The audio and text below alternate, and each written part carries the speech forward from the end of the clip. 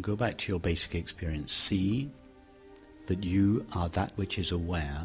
First of all, see that your mind is just the current thought and image. Your body is just the current sensation and, if your eyes are open, perception. So now, having seen that, see that you are that which is aware of the current thought, image, sensation and perception. It's easiest to see it with your thoughts. A thought has yet to appear. You are present. The thought appears. You know it. It disappears. You remain. The next thought appears. You know it. It disappears. You remain. The next sensation appears. You know it. The sensation disappears. You remain. Sound of the aeroplane appears. You know it. In time it will disappear, but you remain. You, the knower of your experience, always remains. Thoughts are intermittent, images are intermittent, sensations and perceptions are intermittent, but you remain throughout. You are not made out of an intermittent thought, feeling, sensation or perception. You are just made out of this pure, this substance called knowing or awareness. You're present and you're aware, hence awareness. That's the name, but don't go too quickly to the name. Don't just pay lip service to the name. You really have to go there in your experience. Try not to give it a name. Try see in your experience, yes, I am obviously that. Let's just call it that. Whatever it is, I am that which knows or is aware of my experience. It's not made out of a thought. It's not made out of a feeling or sensation or perception, because all these are coming and going. But that has always been with you. In fact, not with you, that is you. You've never ceased to be that, although you may have mistaken yourself for a cluster of temporary thoughts, feelings, sensations and perceptions. But even when you were mistaking yourself for that, or rather even when thoughts and feelings were mistaking you for that, even then you were still only that which is aware of those thoughts and feelings. That's the first step, to realize I am that which is both present and aware, and that is not made out of a thought, sensation or perception. So then you pause there, you put thoughts, sensations and perceptions at a distance, just for a while. You put them at a distance, which gives you the time and the space to really look at this that you have discovered you are. I have discovered that I am awareness. I am that which is aware. Now, what are its qualities? Because its qualities are my qualities. What is essential to it? What cannot be removed from it? Thoughts can be removed from it. Feelings can be removed from it. What can't be removed from it? Well, being and knowing are the first two. It is ever present, and it's a knowing presence or an aware presence. But then we have to go further than that and discover these three essential qualities that it has. It is ever present, it is unlimited, and it is imperturbable. But those are the things. So take time, pause here, put the body-mind world at a distance. Give your attention to the knower of your experience, not the known, and discover that in its experience of itself, it is ever present, it never finds a limit in itself, and it cannot be disturbed. Its nature is peace or happiness. That's the most important one. Its nature is peace. Your nature, under all circumstances, is peace. Then, when or as that becomes clear, then go back to the thoughts, sensations and perceptions and explore them in the context of this newfound discovery.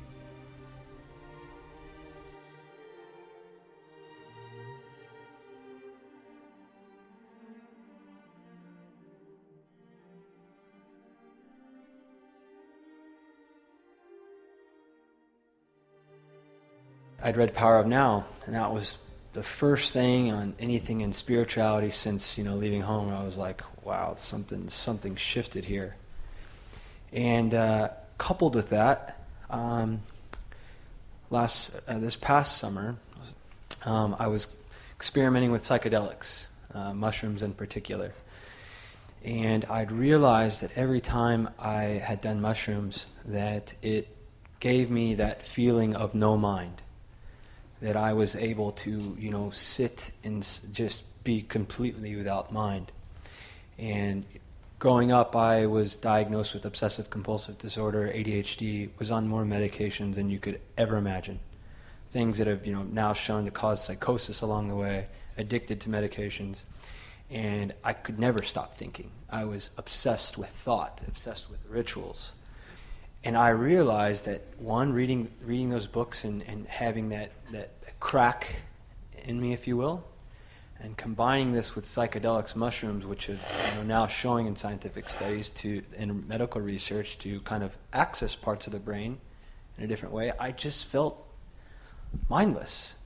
And I felt this clarity wash over me. And every time that it would happen, I started to learn to meditate while I did it, and things about my family would come up, and they would lead me to want to make those things right, to see them as myself. And I felt good about it.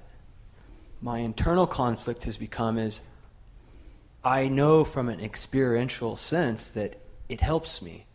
And it brings me to that place I feel closer to myself. And I've tried to... You mean psychedelics? Psychedelics. Yeah. So the analogy I give is, I spoke with Justin, who was at the course with me in London. I said, I imagine psychedelics as like a boombox in the corner of the room, and it's playing music.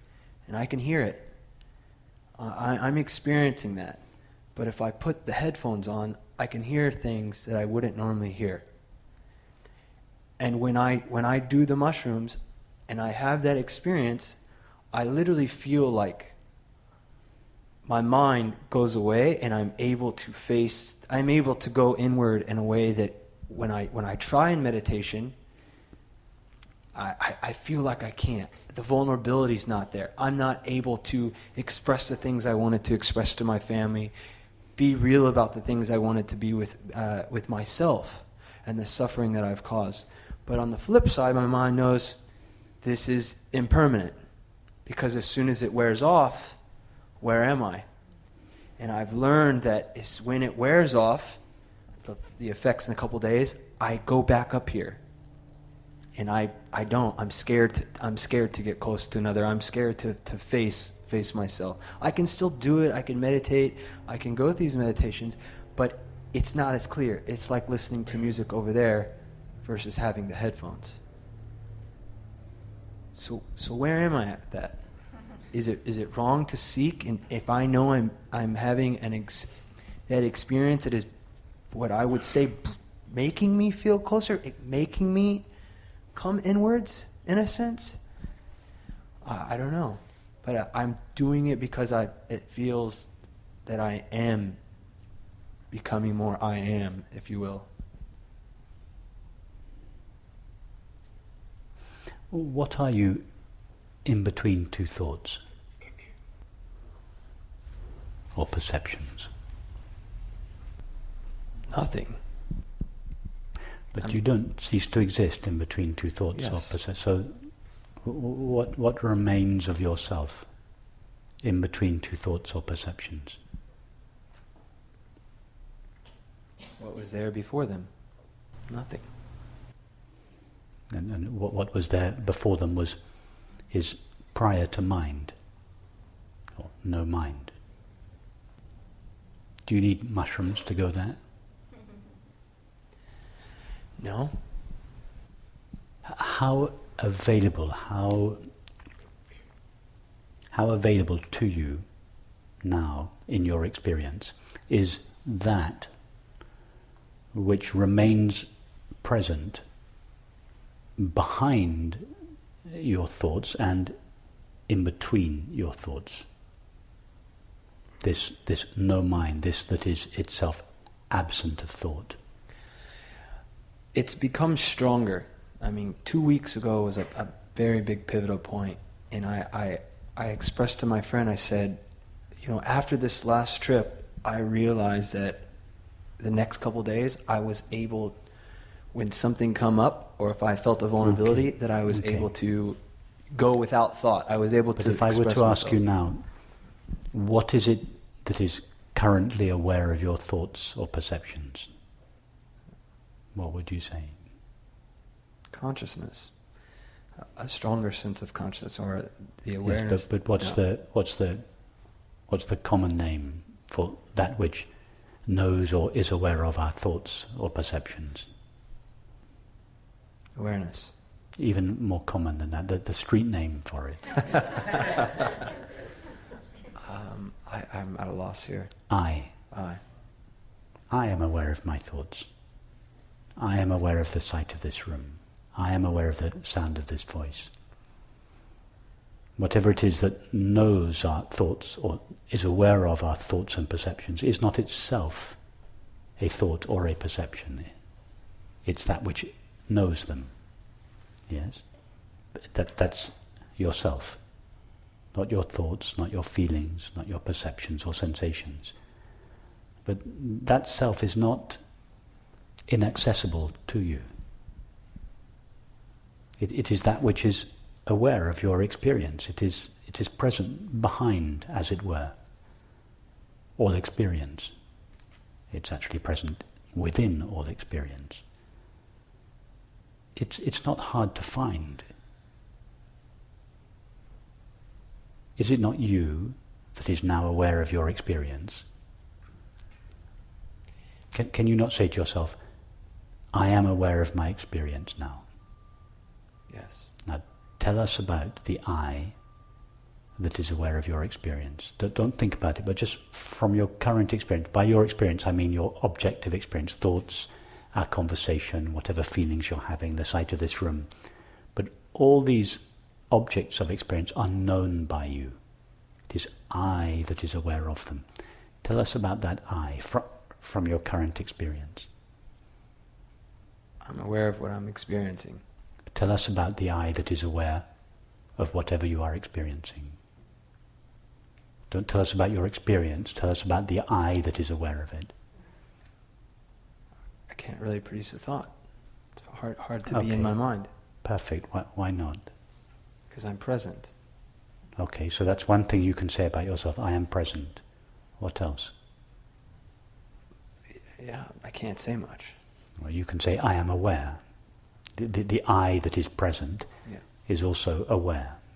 Hence, I am awareness. But just try. I know it's difficult, but just try to tell us about the nature. If you were to, it's not possible to really say anything accurately about it. I understand that, but just do your best. If you were to use words that were approximately accurate to describe this I that is present and aware of my current experience, what could you say about it? From your experience of it now. That is, from your experience of yourself now. I feel aware. Yes. Tell us more about it. What is its nature or its qualities? I feel peace. I feel that I'm not in my mind at this moment.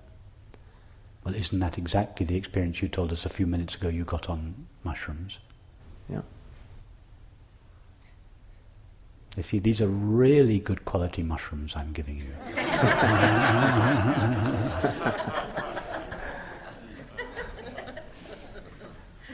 You see, right then, you just had direct access to the peace of your true nature, just by asking yourself, what is it that knows my experience? What is the nature of that which knows my experience, that I am? Apart from saying I am and I am aware, the first thing you said about it was peace. It's a place of no mind, that is no thought or perception. It's the place of peace, it's the place you long for. It's right there, it's just shining right behind every experience. Even in the midst of every experience. So then to go outward, I believe you refer to it as the tantric, taking that into living, into making things right with another. Absolutely. That's where the blockage comes. because I want to express something that I've just gone inward and felt, and now to express it outwards in another, to see them as myself. And it's like a wall comes up. The ego positions itself. You can't do that, you're going to get hurt. It's going to be painful, it's going to ruin you. What's your name? Jeremiah. Jeremiah. Jeremiah, you are doing now what you are telling us you can't do. In a safe space. This is where I feel... Okay, but that's one of the things we provide here is a safe space. But is it? I don't get the impression it's hard for you to be doing this. You're speaking very openly. Yesterday you spoke very openly and very movingly about your relationship with your parents. We were all touched by it. You were very open. You were very undefended. You were very honest. Okay, you're safe here. But just get accustomed to relating in this way, in this safe community of friends. And it's only a small step from here to begin to relate like this with people outside this community of friends. That's what I'm missing.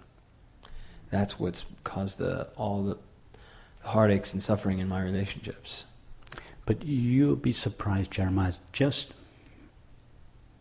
the world will respond to this change in you. Just remember the taste or the quality of relationship that you feel here, where you feel safe, you can be open, honest, vulnerable, and just begin to explore this in your relationships. Maybe it's too much with your parents straight away. That's a very intense sadhana. But try it with people with whom you have less charged relationships, more neutral relationships. Even they don't need to be very close relationships. It could be a conversation with a cab driver on the way to the airport. You don't have to tell your whole life story, but you could just be open in the conversation. Just practice having a conversation that is undefended, where you feel you share something of yourself, and you'll feel that the cab driver will respond immediately. He'll tell you a story about his life that he was longing to tell someone.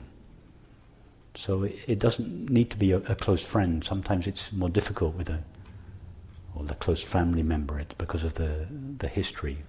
It can be with a stranger, and then you feel this quality of intimacy with a stranger who you're never going to see again.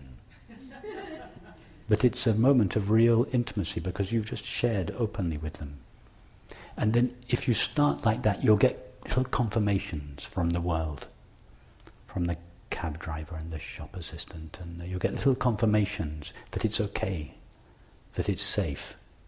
And that will give you courage, and then you'll try it in more and more circumstances. And then one day you may find yourself with your parents just undefended. Even if they're aggressive or hurtful towards you, you'll find that you don't do the usual contraction. You just stay open.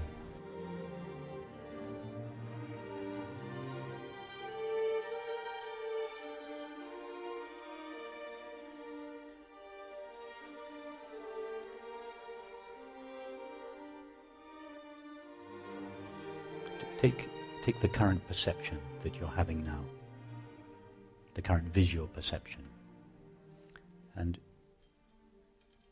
that perception is of objects, yeah? A collection of objects, people, objects. So instead of following your attention towards the objects, trace it back in the other direction. Go backwards towards the source of perception rather than the object perceived. What do you find there?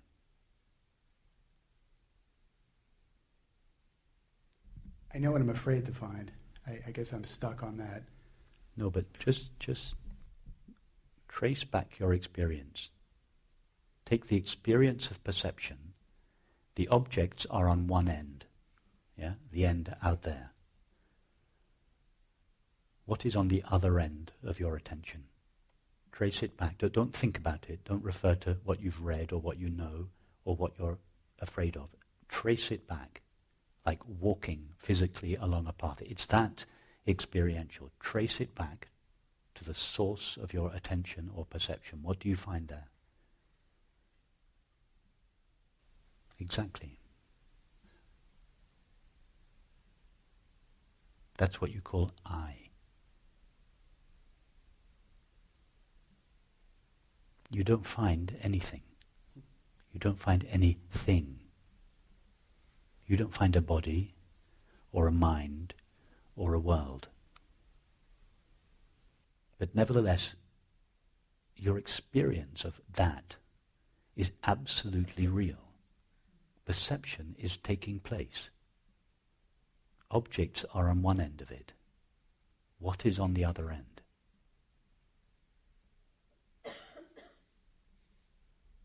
I call that the perceiver, but I guess It's the perceiver. But if you ask, what is that perceiver? You don't find anything. right. It's a point, which is nothing. It's a point, but in fact, it's not even a point. A point is the best the mind can do. Right. It's an idea. Right. Okay. The mind is struggling to call it something. So in its own language of objectivity, it says it's a point. You're right. It's a point. But actually, to go a little further, it's a point that has no dimensions. Points don't have dimensions. That's exactly right. Exactly. And not even in time. Not even But the fourth dimension. Exactly. You're absolutely right. It has no dimension in time or space. It's a dimensionless point. Now, go back to what you are perceiving. Doesn't it all appear in that dimensionless point?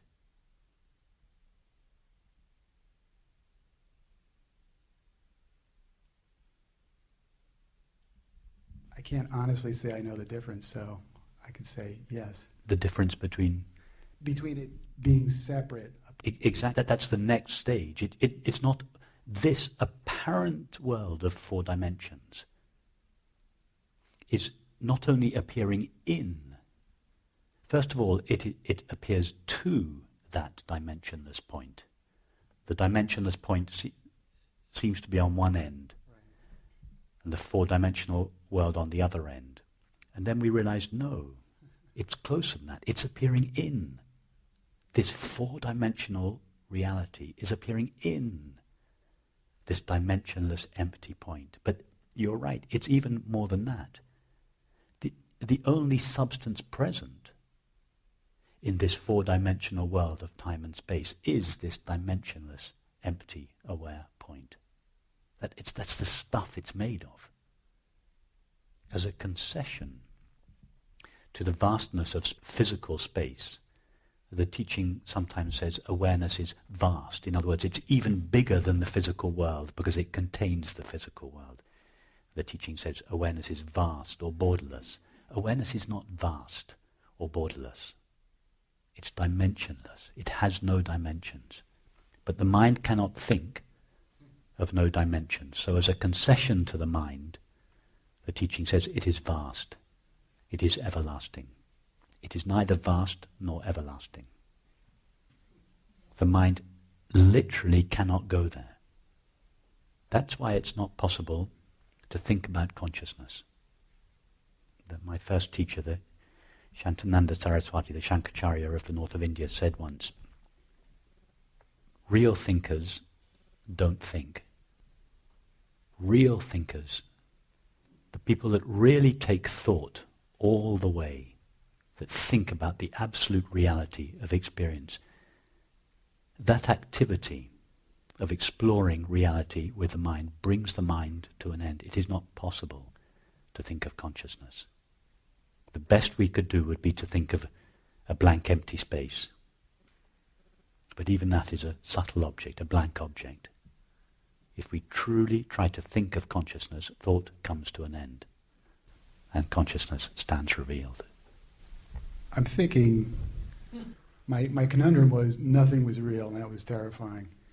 And then it feels like the counter to that is everything is real. Absolutely. Nothing is real in the way it is normally conceived. The world is an illusion. Only Brahman is real. Brahman is the world. But everything in there is also real too, because it's part of Brahman. But that's it. The world as we normally think of it, our experience as we normally think of it, made out of stuff called mind and matter. That's what most people think. Experience is divided into two parts. Thoughts and feelings are made out of mind. Sensations and perceptions, the body and the world, are made out of matter. That's the conventional view. So, the first stage, the world as an illusion. The experience as we normally think of it, as made out of mind and matter, is an illusion. What is really real, what is true in our experience, is just the experience of being aware. That is all that we are ever aware of, the knowing of experience, Brahman.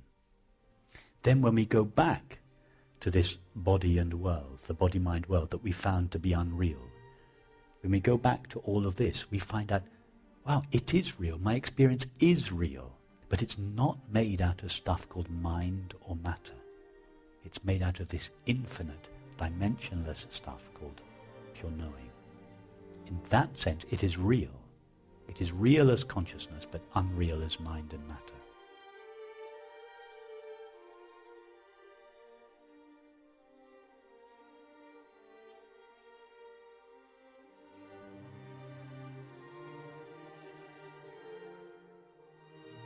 Every time I open my eyes, I invite the world to take shape.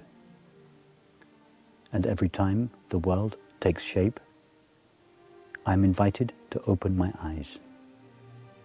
Every time I open my eyes, I invite the world to take shape.